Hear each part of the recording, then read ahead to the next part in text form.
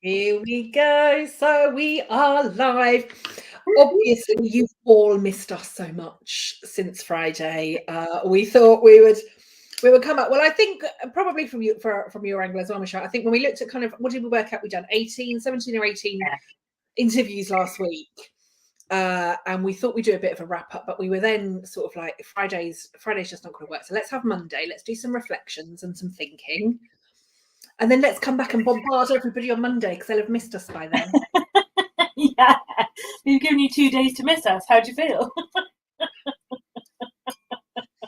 Even though we've both been bugging your feed since then anyway. Yeah. So I suppose I know I've done my reflecting. Yeah. I don't know what you've been reflecting or what we've been doing already, that sort of stuff. So do you want to kind of start maybe just whilst I strain my tea? I'm on actual tea leaves today. Ooh, you're so fancy. Tea leaves. Oh, look at this. That is fancy. It's a very magic cup, look. So the strainer comes in. Yeah. This then ends up like a little bit of a lid. Oh, but then it's also then a saucer for your strainer. There we go. So whilst I finish straining my tea, talk to us about your kind of initial reflections from last week, Michelle. Yeah, so I had reflections all through the week, and then over the weekend I was kind of picking up on little bits. I think the things for me were I was really surprised, but also like internally validated about all of the similarities across all of the different speakers that we had in terms of we all experienced really similar levels of like motivation, loving our jobs, connecting to our roles, wanting to be the best, wanting it to be great, wanting to look out for the people kind of stuff. All of us, I think, from the ones I've managed to catch up on, all of us had really similar scenarios around ignoring the physical. And I'm just that really, for me, all weekend I was like buzzing in my head about it because I think I'd always thought that my experience of burnout, because I've solely kind of worked really in and around HR functions, I just thought, well, that's HR burnout. It's HR burnout. It's not all burnout. It's HR burnout. And of course, having been through this week with you, it suddenly made me think, oh, there's a lot of commonality in terms of burnout everywhere. And that for me was fascinating. So that was the bit that kind of sort of stuck in my head, I suppose, over the weekend. So that lived in my head rent free this weekend. And what do you think the impact that's then had on you? Is it changed anything about your own experience, or has it changed anything about how you think or feel about burnout in general? I think there's a validation bit in there, which sounds weird, doesn't it? To say like, oh, listening to other people's experiences makes me feel validated. But like a kind of, oh, it's not just me then, which I definitely had last year participating as a speaker. And I think it makes me think that we can add value no matter what industry we work in, support, help, that kind of stuff. It made me just think, oh, well, actually, what we talk about adds a lot of value in a lot of places rather than just this narrow kind of space that I thought we were adding value in. And I think that certainly reflects in some of the comments we've had, the messages we've had. I know we've each had, DMs from people to say thank you so much, I really appreciate you, and that sort of stuff. I think it's kind of blown me away, really. So it's just shown me how much value we can bring by just being brave enough to talk about it. Yeah. I suppose that's an interesting one because I suppose I've been in and around the space more directly than you for a while, and obviously I had a varied amount of different conversations with people last year, and I've spoken on very different stages for very different sectors. Yeah. So I suppose, yeah. I know we're both behind you in reflections. Yeah, we're both, but I think we're both, we are still both very passionate about what we do. We don't want anybody to go through what we did, and I think whilst we both primarily work with those in the HR sector, so we can relate to that more. Yeah, I think what you said there, actually, burnout is burnout. And anybody that has been through it or is experiencing it in any sector, every single person's experience is valid, and every single, it's like, we were talking about, my story of burnout is the same as is everybody else's story of burnout. There might be some nuances, but every single experience of burnout is the experience of burnout. Yeah, it's fascinating, isn't it? Fascinating. And then I did think, how kind of powerful our Friday Geek session was as well. I feel like that was a proper like mind blow for me. I don't think we've ever had such an involved geek session. I mean, we had 40 geeks on the call, didn't we? Which in itself is amazing. But it was just unbelievable in terms of like the engagement, the interaction, the conversation, the questions. Like we didn't even get through all of the questions, did we? No, I was going to say we've still got lots of unanswered questions that we said we'd cover today, won't we? We may still end up doing some kind of blog or recording to get them all answered because they just kept coming, didn't they? Like I don't think we got to any that you'd been sent in advance, really. No. So yes, we've got all of those to do. And I think the fact that we could do that as much more of a kind of Q&A and answer those questions in real time as they were coming through definitely seemed to help. Well, I know you've had some great feedback from all of the geeks about kind of what that looks like for everybody. Yeah, no, they've been brilliant. They've really I think again, I hadn't, and I know you and I both looked at God knows how many studies about the prevalence of burnout in HR, but I just hadn't like connected that those people in HR are representative of the HR Geek Squad. And of course, when people started to share, oh well, I felt like that, or you've made me realise that I've been towing the line of burnout and I've been, walking that tightrope, and I just hadn't connected that my little gang of people might also be impacted in the same way that we have, and it sort of blew my mind a little bit, really. So yeah, I guess I think I'd thought that my little squad was a different little pocket of HR that wasn't impacted by this stuff, and then it made me realise that maybe we're not talking about it enough because it should be coming up in the geeks if that's how we're all feeling. So it's been real interesting kind of spot to. I suppose even that highlights that until we know what it is or we understand what it is. So this is the importance of talking about it, right? Because otherwise you just think it's you. Yeah. But also the fact that even in you have created a really open, supportive, chatty, it's kind of no hold bars, right? Your community will and will ask anything that they want. So I suppose that just shows, even with that supportive, open community, there are still some things or some issues or some experiences that we are feeling, right? Emotions, energy, all of those things that we still do not feel able to share for whatever reason.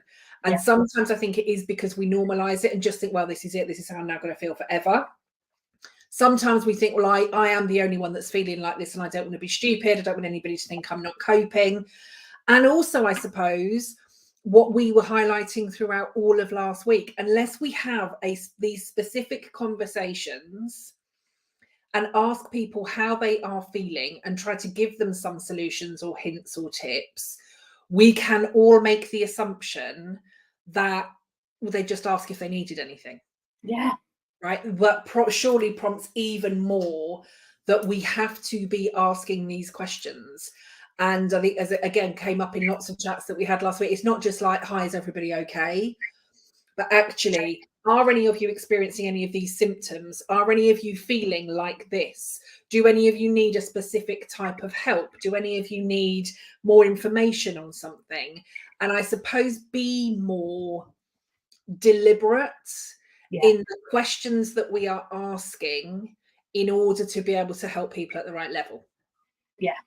Yeah, I totally agree. That was a big oof moment for me, was thinking about, I mean, we even do like questions of the week. We have conversations all the time, like it, and I'm just amazed that some of those things haven't come out. So yeah, it's really interesting. I think a lot of the speakers that we had as well were talking about that shame piece around burnout. And some of them were saying that it's still really live for them as well. And I think that's key in terms of what's come out in the geeks sessions, has been no one's talking about it because we've all still got this little bit of like, oh, I feel a bit funny about this shouldn't happen to me, so we're all still in that shame space, which is just, it's fascinating. It is fascinating. Yeah And again, what has come out in all of these conversations that I've had, like all over the years, whether it's been one-to-ones, groups, the This Is Burnout that I did this time last year, the conversation that we had this year, as you said, these are not that it's everybody, I don't like labeling, but the fact that this is people that are passionate about what they do. These are high achieving, high performing, dedicated, engaged, passionate, driven people on the whole, that are not getting the support that they need, or the clarity that they need, or the direction that they need, which is causing them to push harder to try to fix, in a lot of cases, the systemic issues that they see within their organizations. You know, you and I went through similar. You know, we take on all of the burden. We start to carry all of that on our own backs and our own shoulders, and think that we are the ones that can make the difference with that. And that's, again, that's not, it's not right. You know, one person or one team of people cannot be the ones that are shouldering all of that responsibility and trying to fix everything. There needs to be huge systemic change right the way across organizations, across leadership teams, across the understanding of this. You know, this is not, you know, lazy, disengaged people that are getting to the point of burnout. Yeah, yeah, which is what I love from what you said last year. Like, low performers don't get burnout. And I just thought that was really powerful, and I think that's come round and stuck with me for sure. Is actually, the burnout is something that affects people who are high performing, and that said a lot to me. But then also, like, I don't know if you clocked this one about the isolation side of things, which may be feeding into that shame bit, but how many people, either that we spoke to live or that people messaged us or commented or whatever, is this isolation bit where so many of us just take ourselves off into our little cave and don't kind of connect with other people. And I certainly, that really resonated with me in terms of, and even now I still do it. If I'm having a hard time, I just hide away for a bit. But that really struck me last week about, you know, how many people are just isolating themselves when they get those kinds of feelings. And I do it now. I don't come out of my cave until I'm a little bit better, and I can say, oh, it's not as bad as it was yesterday, but I'm better today, because I just can't bear that burden, I suppose, or feeling like a burden to other people. So yeah, the isolation bit really got me, which is where communities like ours are really important, aren't they? Because we affect them.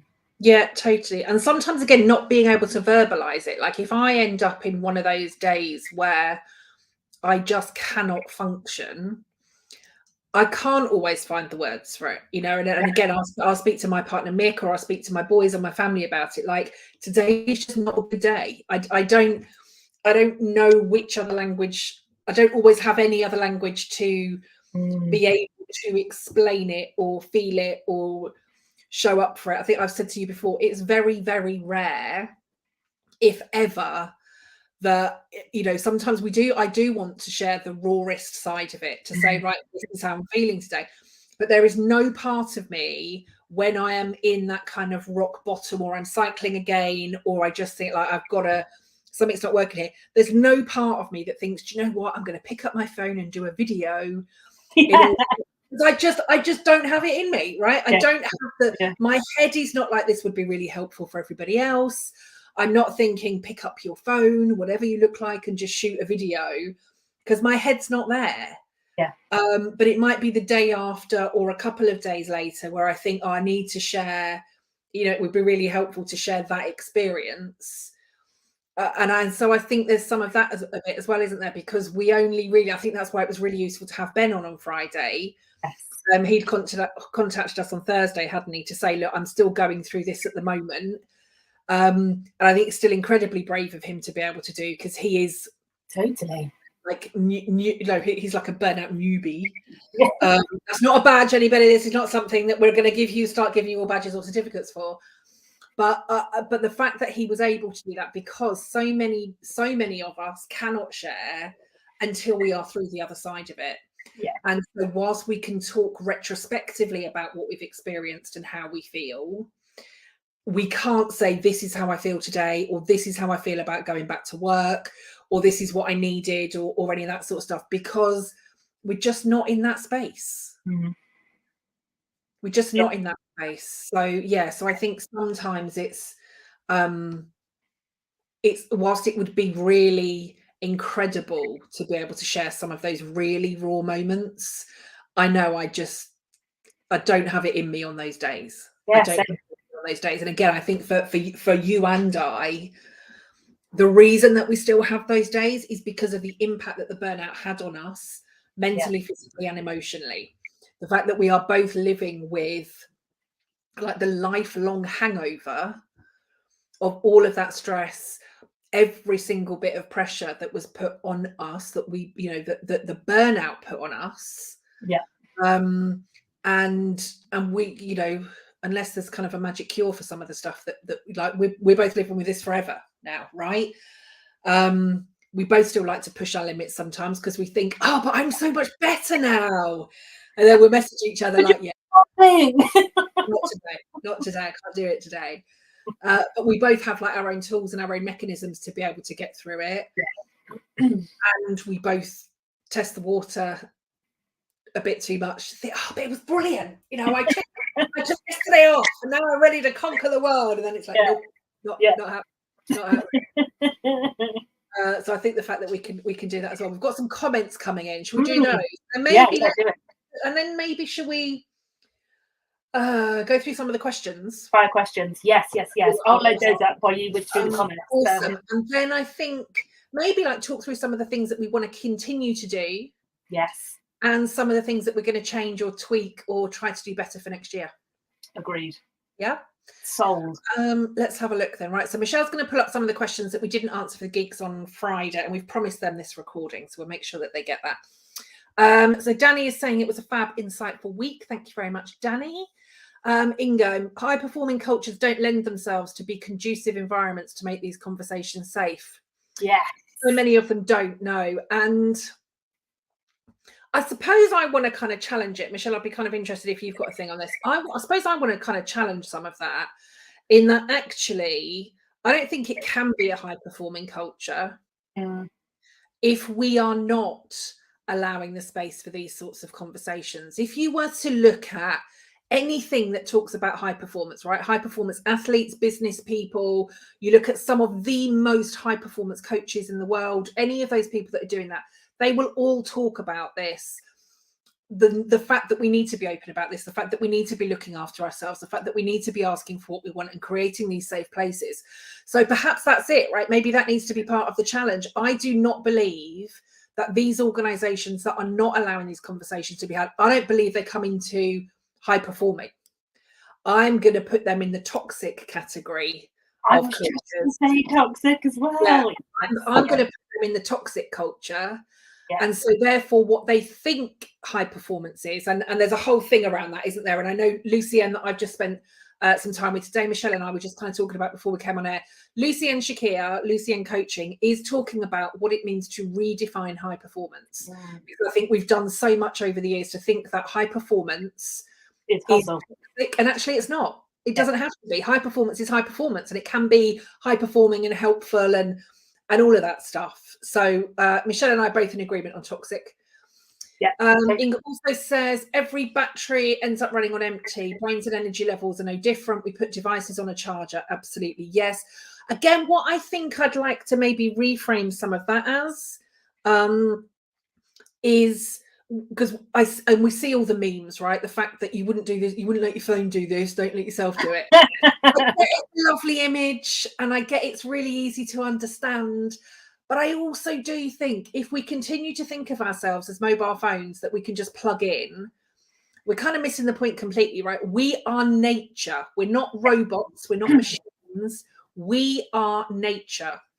And as such, we go through cycles. We need nourishment. We need sunlight. We need connection. We need strong roots. We need strong foundations. We need all of those sorts of things. We don't need like a short, sharp electric shock that's like, that's going to kind of get us to where we need to be. So we've got that one. You're right, because that does feed back into that almost robotic thing, doesn't it? And the magic pill thing, you know, like how many times have I taken medication and been like, magic pill, everything's fine now, and it never ever is. So yeah, that's a good point.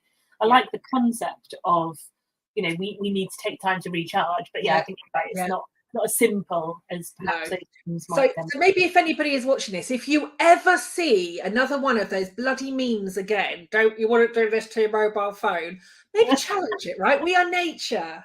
We need to change the way that we're looking at some of this stuff. Matt says, do you find high performers and career-driven professionals often get missed in the conversation for mental health and well-being compared to other demographics? I'm going to give that a straight yes. Anything from you, Michelle? No, I completely agree. It's it's interesting, isn't it? Because again, like we've said this 100 times, but we never thought it would happen to us. I'm the high performing, like 6-figure salary, got the shoes, got the bag, doing all the work, smashing it. Won't happen to me, mate. I'm all right. And so yeah, I'm with you. I think we often get missed out of that because we're not the squeaky wheel, are we? We're just cracking on. No, and people don't see us as that, do we? I think, a lot of people that will talk about issues, a lot of organizations, and again, Michelle and I, literally, like all of our careers really, have been spent in HR, and a lot of the time when my managers are coming to talk about mental health issues, underperformance, people that need help, people that have got mental health issues, they're not looking at high performers because high performers, particularly in this sense, really just keep going, right? We can mask it, we can do everything. Some people are still incredibly shocked when I speak to them about the fact that I now live with bipolar. So that can't be, like, no, that's not, that can't be a thing. And again, we need to kind of normalize all of those conversations as well. Yeah. We've got a couple more here then, Michelle, and then we'll get onto your questions. So Inga says, again, getting flashbacks of my burnout, listening to your discussion, but you've bounced back strong. We have, and hopefully you are doing too. Danny says, took the words out of my mouth, Kelly, just because there is high performance doesn't mean it's a high performance culture. No, toxic. Let's start using the word toxic. Calling it what it is. Yeah, and they might do something to change it, right? Because again, there is like, how often, like, oh, we're high performance, and we see it as this incredible strength, right? I don't know, kind of all of us kind of doing some sort of like high performance dance in the background, like and kind of trying to get ourselves to that point. Let's just call it toxic. Yeah, is it Brittany that does toxic? Brittany that does toxic? Maybe we need a bit of that. You won't catch me in a red latex jumpsuit on here, my friend. That's a challenge, isn't it? Who would like to see Michelle in a red latex? Do not start that poll.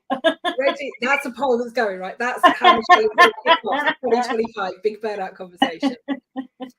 Daria, almost impossible to talk about it when we're in it. Yeah, because I remember having no vocabulary, no energy to express it till. Yeah, thank you. Yeah. And again, Daria, thank you for joining us last week. Much appreciated. And George says, thank you for the conversations. Right, let's get on to some geek questions. If you are watching and you have questions, let us know. We're probably going to run out of time to answer them. Standard Michelle and Kelly activity, isn't it? Yeah, but we're going to do our very best for everybody. Let's go. So the first one: how did others respond to you resetting and re-articulating your boundaries to avoid burnout? How did others respond to you setting and I suppose I do kind of look at this, and I suppose, again, the easiest way to explain it is probably kind of parenting my sons. I think as we grow and as we change, when we start to set some of those boundaries, everybody around us, because we may not, they want to see if we actually mean it, first and foremost. Like if I say, I'm going to set a boundary and I'm going to finish work at 5 o'clock, if Michelle says to me, oh, I really need to speak to you at 5:15, Michelle is asking for what she needs, right? Michelle is saying, but I need to speak to you at 5:15. And if I then go, oh, all right then, even though if I've said to Michelle, no, I'm absolutely finishing at 5 o'clock, Michelle is asking that question based on what it is that she needs. And I think that's where boundaries are really, really useful. I need to be saying to Michelle, actually, I appreciate that. These are the other times that I can speak to you, but my hard and fast is that I finish at 5. And that's then about keeping the boundary to myself. All Michelle is thinking is, I need this answer, or I need this response, or I need this conversation. And that's what lots of people do. So I think people will learn to respect those boundaries. Like if I say to Michelle, I don't work those hours, I don't work that day, if we agree to be somewhere at a certain time and that's not kind of happening, we need to set them. People will try and push them because they want to make it about them, because they want what they want. But I also find the more that we reiterate them, actually, the bigger the respect, the bigger the understanding, and the more people appreciate them. And I think it, from my perspective, it kind of sets the tone for everything else. Right? If I'm giving myself permission to maintain my boundaries, then other people see that as I will also respect theirs, and then they want to kind of roll those through. Did you feel anything different, Michelle? Yeah, no, I think that's a really good point, and that's the more you set, the easier it becomes to set them. And that's what I found. And I remember being like genuinely panicked the first time I kind of said no to something, or that I was like, no, I'm not coming in before 8, or I'm not leaving after 6, or, you know, whatever it was. But I remember feeling genuinely panicked about it, like full sweaty, heart rushing, like panicking that the world was going to fall apart. And it didn't. And everybody's like, oh, that's cool. And so then it became easier to set another one and another one and another one. And I think sometimes if you're looking to set boundaries, sometimes just creating some of those smaller ones or just setting one can be really, really powerful. Because what my reflection was like, hang on a minute, I've had boundaries around loads of stuff before and I just haven't clocked them as boundaries. So why is this one any different? So that was always quite interesting, is reflecting on, you know, what are the mini boundaries I've already got that I can kind of recognize as boundaries. So I think it's hard, but the more you set, the better it is. Yeah, and I've mentioned, I won't kind of go through it now, but I also mentioned boundaries, and kind of particularly around working hours on my LinkedIn post this morning. So maybe go and have a look at that. There's a few little sums on there that will maybe highlight just how much free work you are doing for your employer. Oh yes, I saw that. Yes, every single year. So maybe go and give that a look. Nice. I think we might have covered this in our convos, but I'm going to ask it because I don't know if we've answered it for ourselves. We might have just asked it of others. But what would be the biggest piece of advice you'd give to your pre-burnout self, knowing what you know now?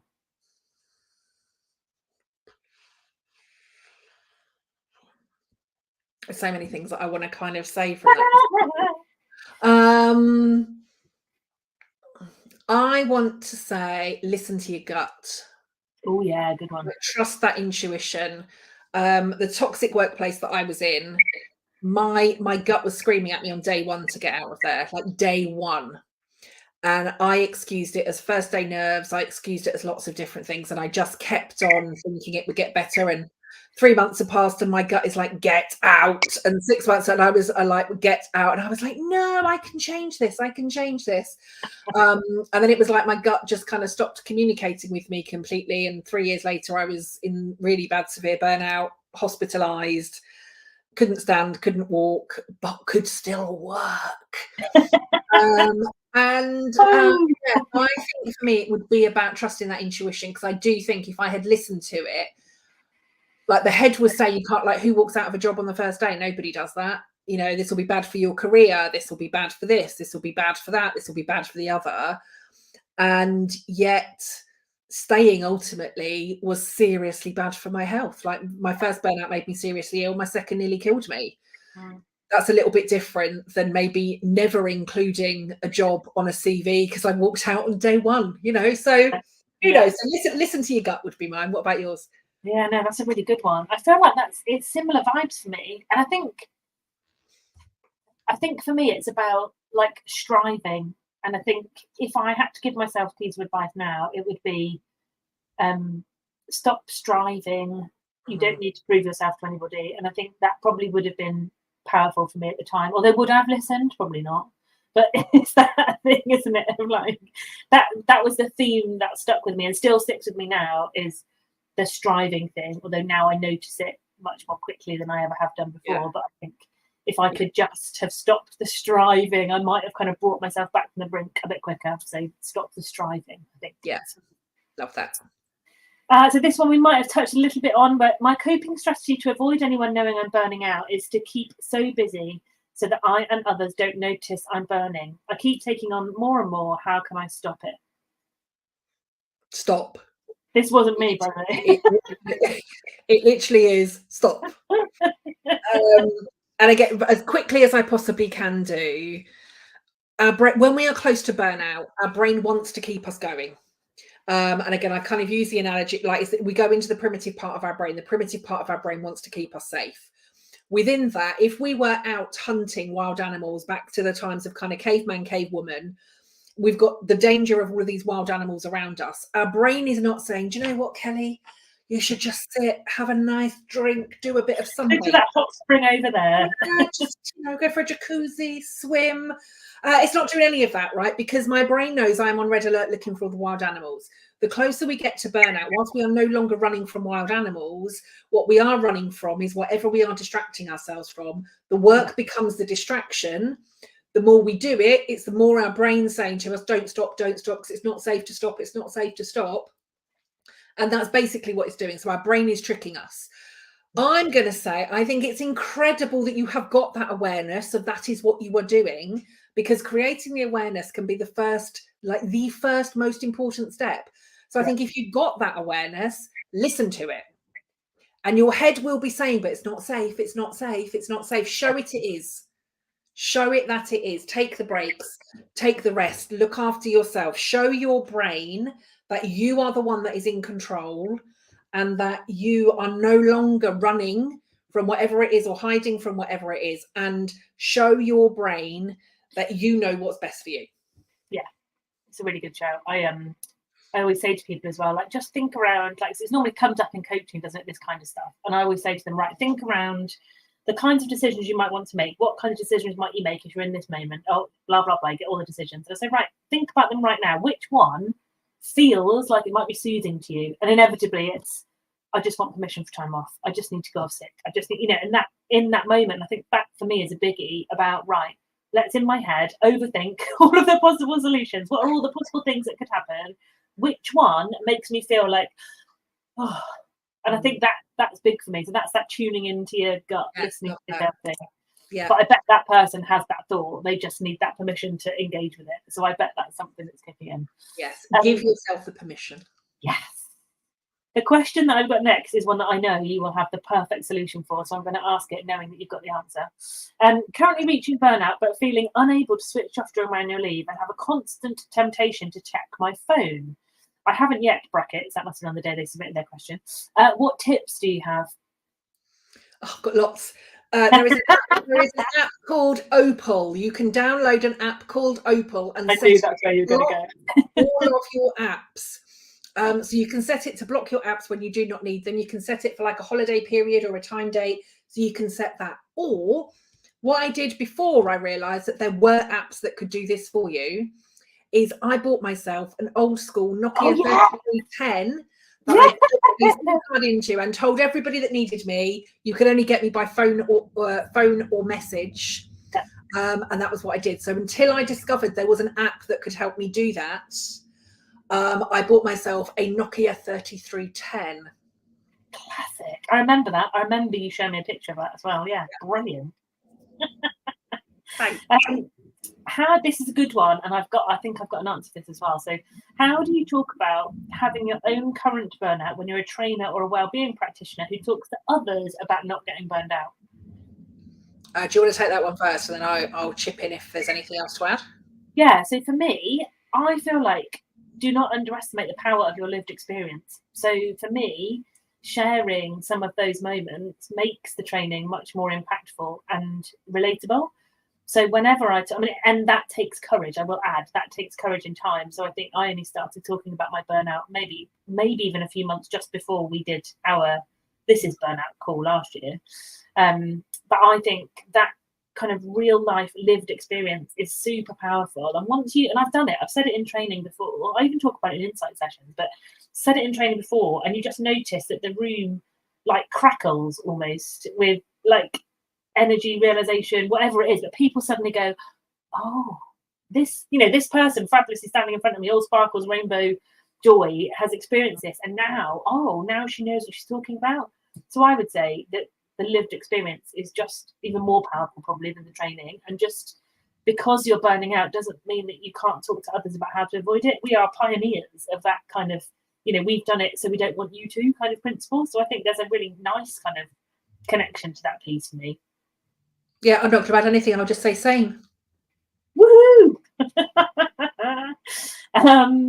So I think I see signs of burnout in a colleague, but they won't talk about it. They think it's me being soft and fluffy HR. What can I do differently, and how can I support them? Yeah, so I was kind of saying this one. I think for me, it's about signposting, kind of breadcrumbing information for them to have a look at. So if the worst thing I think you can do, based on what I said about kind of what our brain does to us as well, right? If I say to Michelle, hey, Michelle, I think you're experiencing signs of burnout and I think you need to do something with it. Michelle might hear, oh my God, Kelly thinks I'm failing, or I'm not looking after myself properly, or oh my God. So the danger when we do it that way, Michelle might then start masking even more and work even harder to hide the fact that she's experiencing any kind of signs or symptoms of burnout, just in case anybody else notices.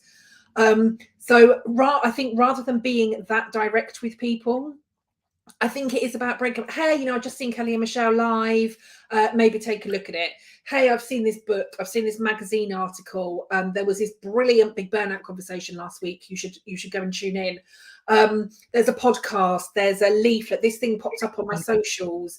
I think if you can breadcrumb and almost kind of signpost people to that information.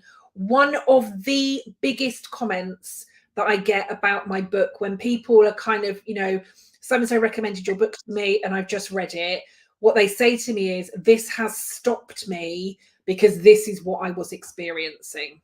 But if I said to somebody, here's my book, I think this is you, they're probably not even going to read it. So, it's signposting, it's breadcrumbing. And I think the biggest thing that we need to do when we get too close to burnout, the realization has to come from us.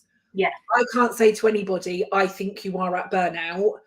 But if they come to me to say, I think I am, what could we possibly do about it? Then I can help. But even with the hundreds of people that I work with, and all of the talks and stuff that I do, I would never say to anybody, I think you're at burnout or you're close to it. That's their words that I can then help them through.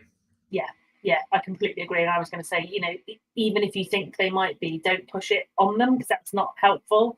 And I think as you say, I like that breadcrumbing kind of principle and leaving little kind of pieces for them to pick up when they're ready. And I do kind of an element of personal disclosure when it's helpful as well, because I think sometimes people think that you say things because you're being, I don't know, a high and mighty HR practitioner, but actually if you can do some personal shares at a level of comfort, that does help as well, because actually people will then say, oh, well, I've had that. Do you think this might be that burnout thing that you talked about? So that piece that can also really, really help. So it's almost like creating a bit of safety for someone, isn't it, to connect with it in their own way. So yeah, I completely agree. And last one, we've actually made it through all the questions. Yay, look at us. We've smashed it. I think that's because we're talking really quickly, thinking, oh my God, we've got so many questions. Maybe this is the technique that we need to employ with the rest of our conversation. So I am generally very anxious, and often this results in interrupted sleep, sometimes palpitations. What is the difference between burnout and anxiety?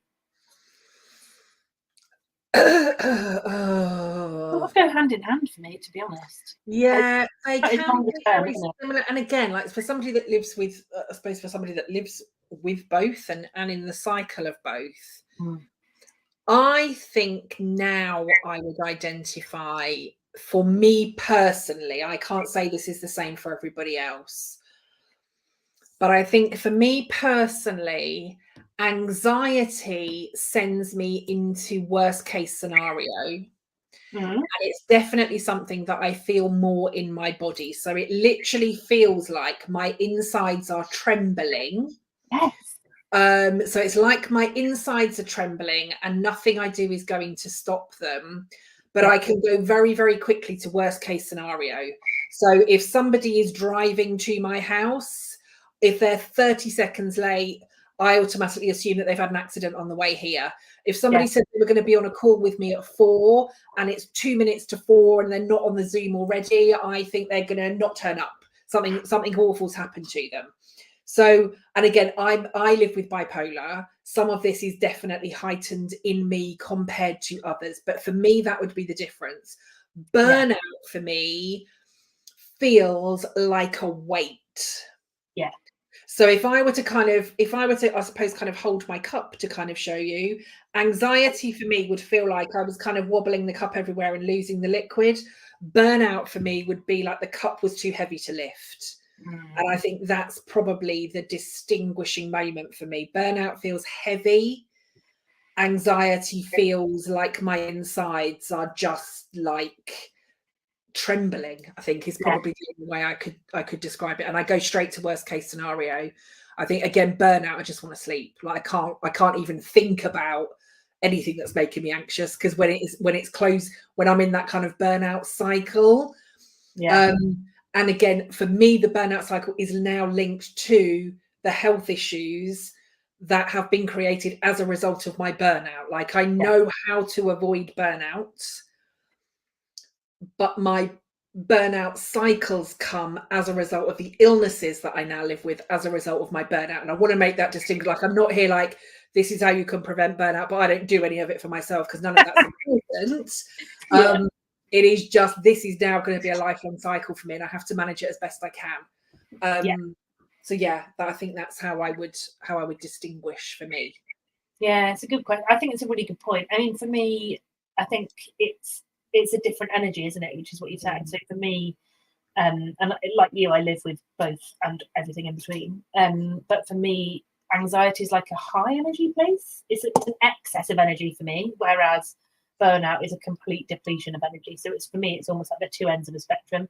So they feel quite different, although you can have both in both. But I think for me, the anxiety represents as something much more high energy and almost like that manic, like kind of feeling. Whereas the burnout is just, I have got nothing left to give, and I am an empty shell. So Whereas from my perspective with the bipolar, as I'm going towards, I suppose as I'm kind of climbing towards the manic end, so there is a bipolar scale, and as I'm climbing towards the manic end of that, I'm probably the opposite. And we've never had this conversation, so I don't kind of know what it's like for you. But for me, anxiety is me, like, literally worst case scenario, panicking about anything. But as I move up more on the bipolar scale, actually, for me, that's like feelings of invincibility. Like, I can literally do anything. I can take on the world. I have no fear. Like, I could run in front of a bus and not get hit by it. I could take on the world. I could do all of this stuff. So actually, for me, the anxiety couples more of, I suppose, it's almost, I don't even know how to describe it, but like an anxious depression. So like literal worst case scenario. Yes, like negative end of the slump of the energy. Yeah, I do feel like I'm like wobbling. Yeah, for me. Whereas if I look at it from the bipolar scale, where you've just kind of said manic for me becomes like, I could do anything. Like, I could literally go and climb a mountain tomorrow. I could, make £1 million overnight. I go into almost like invincible, like I'm Wonder Woman mode in terms of sickness that isn't part of that anxiety. Ooh, that's interesting, isn't it? Because for me, it's like I have to do everything 1,000 miles an hour, 100 times over, like really, really kind of. It's frightening, I think, actually, when you're in it, because it is like, I can't stop. Like, it feels very like compulsive for me. Like, I have to do all the things. It's interesting, that, isn't it? Interesting. And it's similar for me. I know, like, I have to do it. I have to be performing. I have to be achieving. I have to be ticking the boxes. But on the manic side for me, it is like, well, just tick the boxes then. Like, you can do it all. And as I'm edging to it, I mean, I could literally, I don't allow myself to get to that point, but I could literally I could work for days straight without any sleep, because I would just be driven by the adrenaline and the manicness of whatever is being manifested. Whereas for me, anxiety is exhausting. And even though I may not be able to sleep with it, it drains me. It's literally like somebody's kind of pulled the plug out of the bath. Yeah, well, that's interesting. Yeah, I get the ruminating thoughts thing. Like constantly going over worst case scenario, constantly going over, what this, that. But that's fascinating. And again, like, this is why these conversations are important. So we just asked a question about anxiety. It affects Michelle and I in different ways.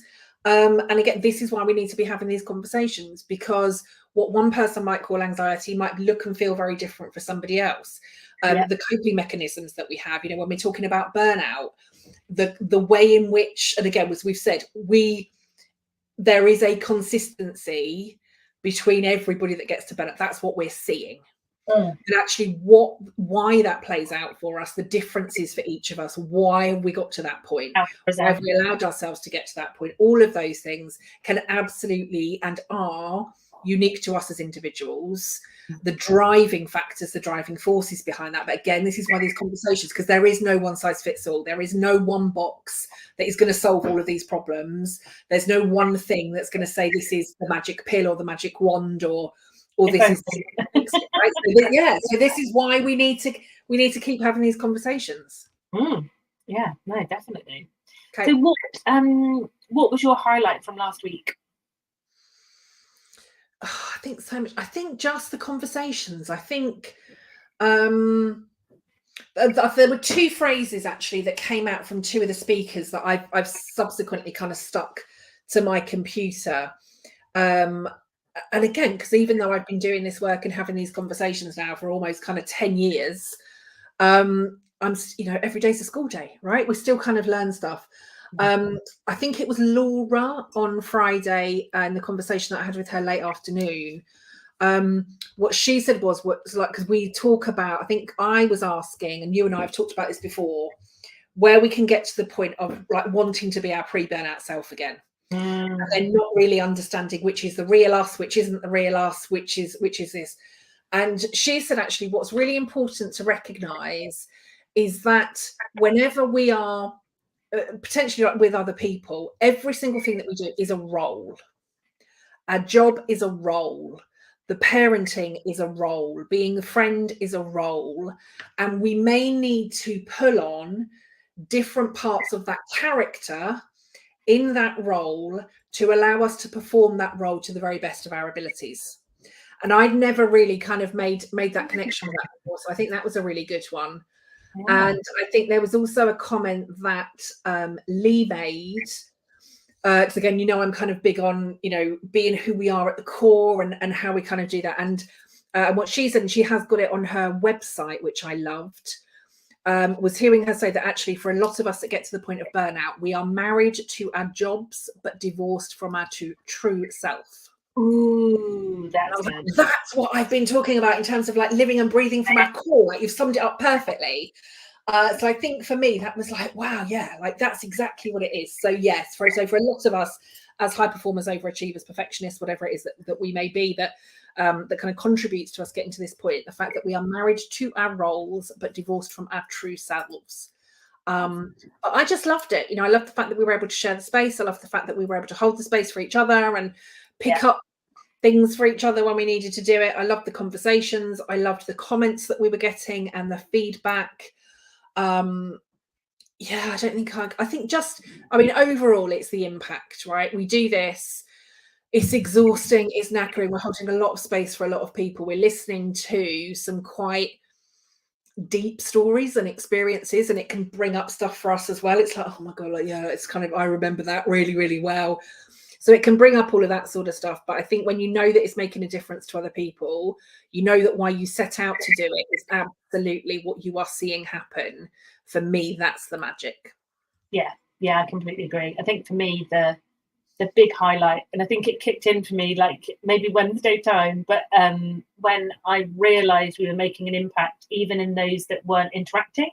So like for me, when I got my first couple of DMs from people saying, thank you so much, I've loved it. And I was like, oh wow, okay, this is really landing. Or people that would message and say, oh, I've just listened to this on catch up and I've just found this. And it just was so powerful. So I think that was the big highlight for me, was making a real difference even when you don't think you are. So I think that was really, really good. So that was my big highlight, I think. Yeah, perfect. Shall we very quickly then say what we're going to change or do differently for next year? Do you want to kick that off? Yes. So I think I'm laughing with like a wry smile. So I think that we have both agreed that we want to manage our energy better during this week, which is about maybe looking at doing some more pre-records for next time, so that we can still put out the same kind of volume and quality of content, but we're not kind of cramming it all in for ourselves in that week.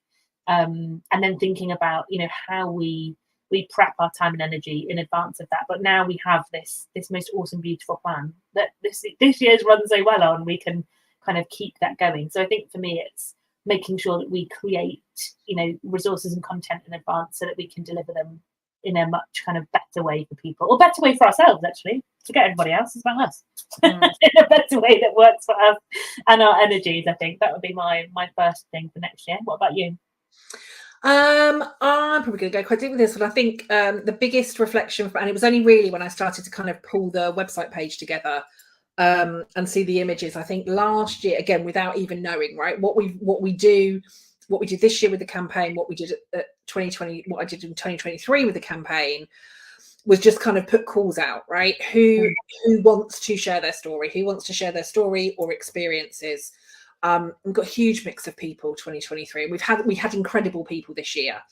But I think what I realized was actually it was very kind of white women focused. From, again, variety of different backgrounds. But I think, as we've seen, these conversations make a difference when people can see themselves in it, and where they can see that somebody else has the same lived experience as them, or somebody has experienced or felt exactly the same thing as them.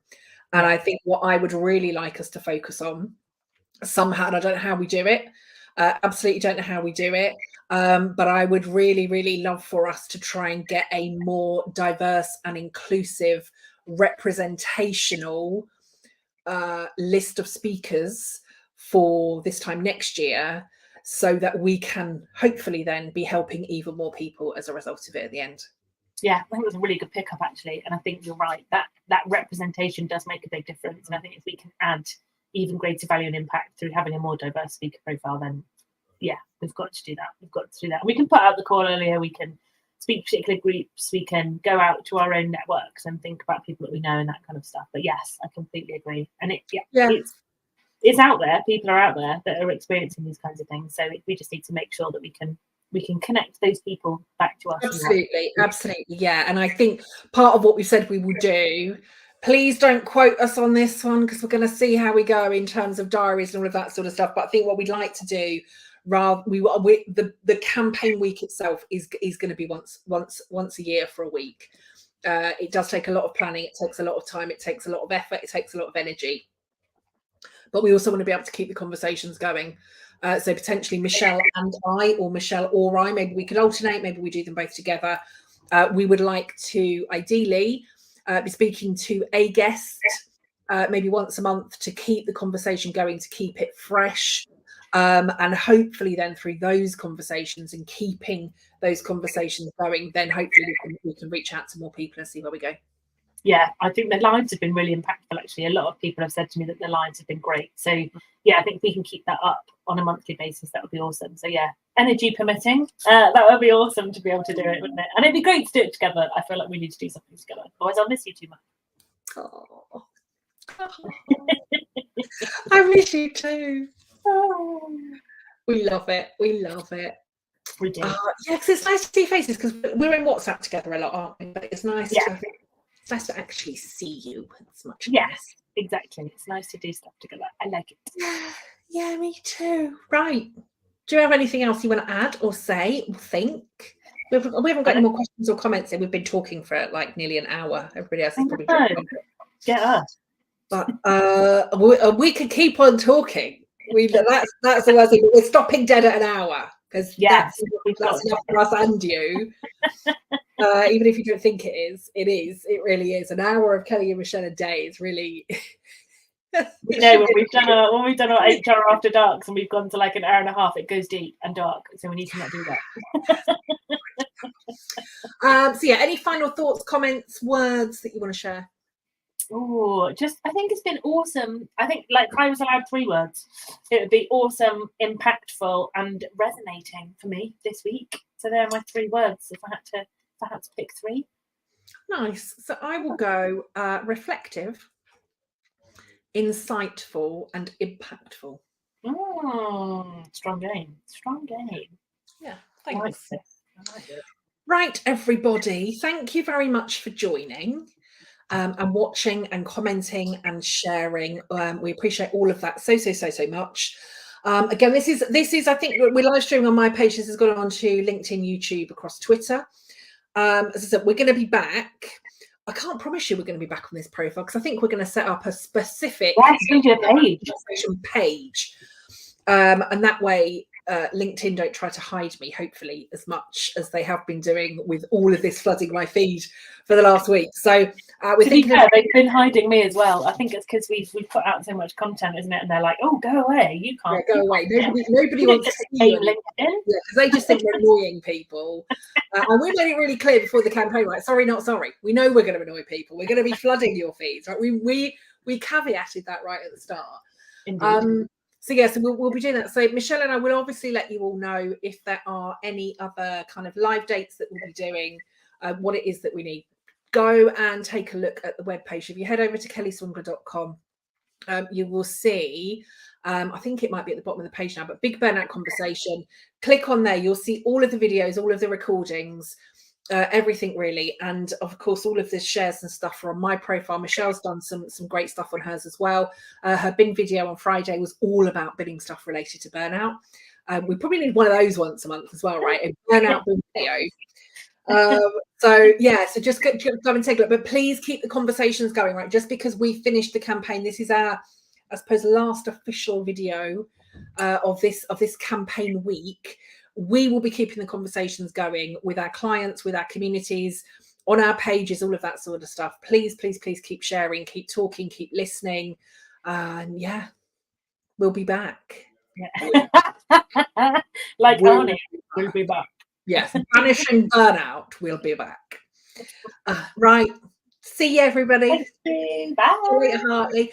Just before, actually, I'm not going to sing to you, but if you are watching this live, it's Michelle Hartley's birthday tomorrow, and she's going to kill me for saying this on a live video. So it's Michelle Hartley's birthday tomorrow. It's Michelle Hartley's birthday tomorrow.